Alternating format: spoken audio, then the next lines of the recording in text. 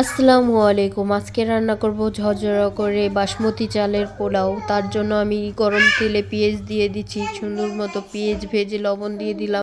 পরিমাণ মতন লবণ দিয়ে তারপর আমি আদা রসুন পেস্ট ছিল সেগুলা দিয়ে দিলাম। সুন্দর মতো ভাজা ভাজা করে আমি ধুয়ে রাখা চাল দিয়ে দিব।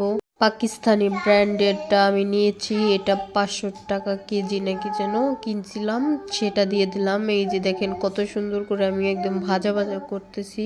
একদম ভাজা ভাজা করলে ঘ্রাণটা অনেক সুন্দর আসে, এই জন্য আমি ভাজা ভাজা করে তলদা যখন লাগে যাওয়ার প্রবণ হবে তখন আমি এই যে গরম করে রাখা পানিগুলা দিয়ে দেব। এদিকে আমি আধা কেজি চাল দিয়েছি। আধা কেজি চালে আমি 1 কেজির থেকে একটু কম দিয়েছি পানি, যাতে একটু পানিতেই চালগুলো একদম পারফেক্ট ভাবে ঝরঝরা করতে হইলে একটু পানি কম দিতে হয়। চালের থেকে দ্বিগুণ পরিমাণে পানি দিয়া সেই জায়গা থেকে একটু পানি কমাইলে সুন্দরভাবে এই যে এরকম ঝরঝরা হয়। দেখছেন আমার এই রান্নাটা কত সুন্দর ঝরঝরা হয়েছে। এবার ভাইজা রাখা বেরেস্তাগুলা দিয়ে দিলাম, কত সুন্দর হয়েছে। আল্লাহ হাফেজ।